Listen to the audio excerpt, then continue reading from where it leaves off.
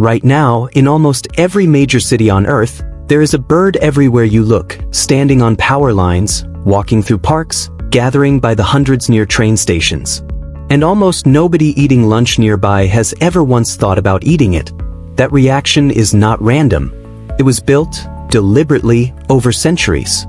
And by the end of this video, you will understand exactly how one bird became dinner, while a nearly identical one became something people actively avoid.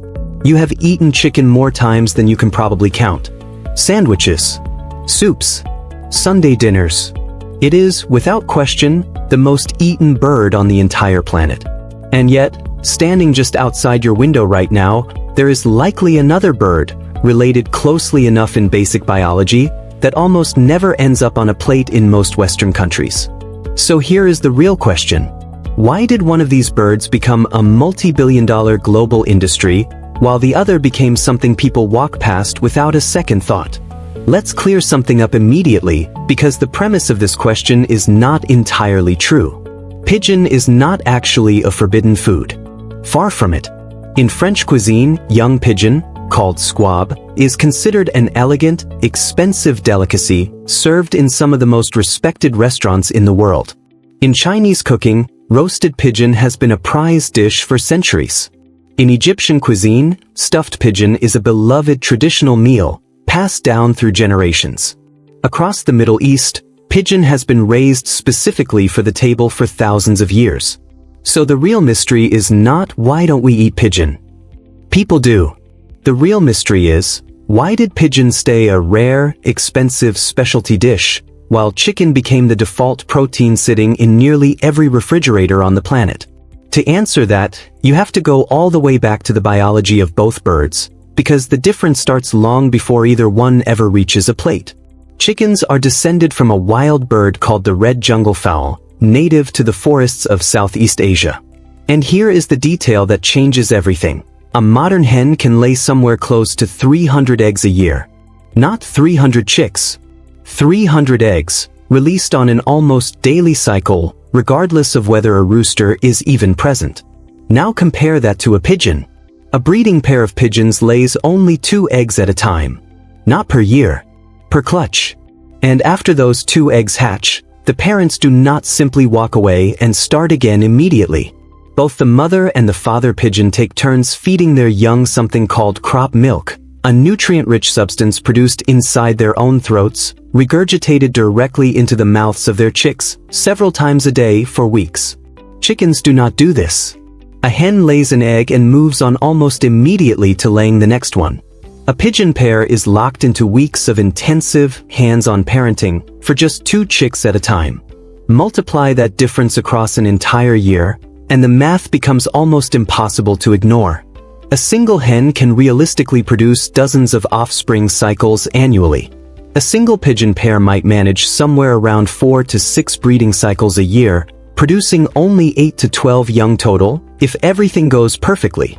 That gap alone should already be reshaping how you think about this question. But it gets more extreme once you look at how fast each bird actually becomes food.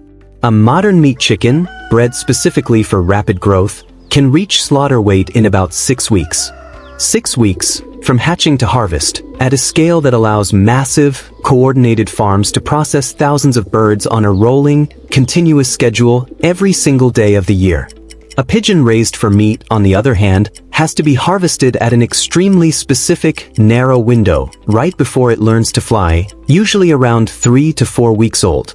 Miss that window, and the meat toughens dramatically, developing a much stronger, gamier flavor that most consumers reject. There is no flexibility here. No room for a farm to simply wait a few more weeks and catch up later. The entire product only exists inside a tiny, unforgiving time frame. Now imagine trying to build a massive, industrial-scale food operation around that constraint.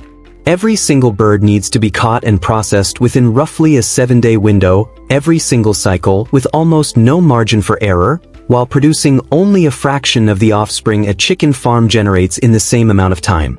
This is where the real story begins to take shape. It was never really a question of taste. It was a question of scale. Chicken farming can be industrialized almost perfectly. Predictable growth timelines. Enormous offspring numbers.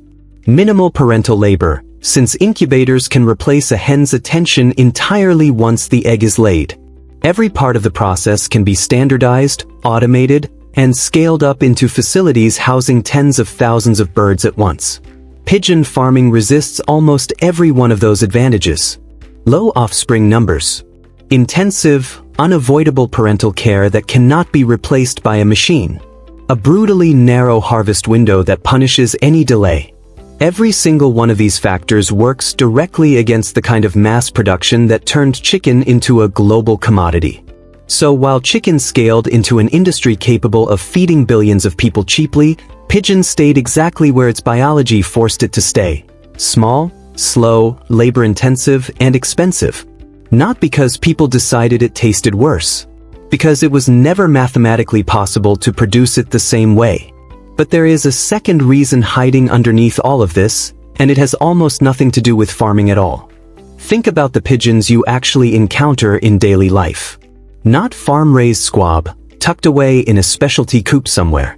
Wild, feral pigeons, living in cities, nesting on ledges, gathering in parks, feeding on scraps left behind by thousands of strangers. Over the past century, especially in large Western cities, these urban pigeons became closely associated with mess, disease, and general nuisance. Droppings on statues and windowsills. Overcrowded flocks near train stations.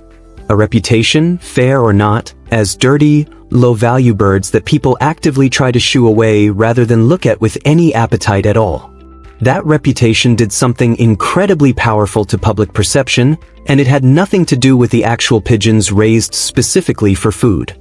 The birds you see on a city sidewalk and the birds raised carefully for squab are, biologically, extremely close relatives.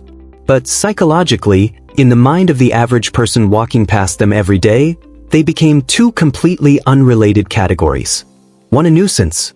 One, if it ever crosses their mind at all, a strange, distant delicacy they have never actually tried. Chickens never had to fight that same battle.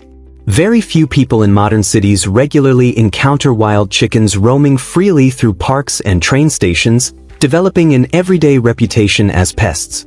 Chickens existed almost entirely inside the food system already, with no competing, disease-associated wild version constantly undermining public appetite for the farmed version. So now you have two forces working together, reinforcing each other, over generations. One is purely economic. Chicken can be produced faster, cheaper, and at a vastly larger scale than pigeon ever could. The other is almost entirely psychological. The version of pigeon most people actually see every day is not the version anyone would want to eat, and that daily exposure quietly poisoned the reputation of the entire species, even for the farmed birds that most people have never personally encountered. Here is the twist that makes this whole story even stranger. In places where wild pigeons are not a constant, visible urban presence, where most people's only exposure to the bird comes through carefully raised squab, served in a specific culinary tradition, none of that psychological baggage exists. Pigeon simply gets treated as what it biologically is, a rich, tender, prized meat, with none of the modern Western hesitation attached to it at all. Which means the real difference between chicken and pigeon was never really about which bird tastes better, or which bird is somehow more acceptable to eat. It was about which bird could be produced at massive scale, and which bird's public image happened to get quietly hijacked by an unrelated, unfarmed, urban version of itself that most people encounter dozens of times a week without ever realizing the connection. Chicken won the industrial food system through pure reproductive efficiency, more eggs, faster growth, and a process that could be automated at nearly every step. Pigeon lost that same competition before it ever really started, not because of flavor, but because its biology made mass production nearly impossible, while its most visible public representative spent the last century quietly convincing entire cities that it was something closer to a pest than a plate of food. So the next time you walk past a flock of pigeons without a second thought, remember this. Somewhere else in the world, right now, someone is sitting down to a plate of that exact same bird, prepared as a genuine delicacy, treated with the same respect you would give any expensive, carefully raised meat. The bird never changed. Your relationship to it did. And that relationship was built, quietly, out of nothing more than math, timing, and a reputation that had almost nothing to do with the actual animal at all.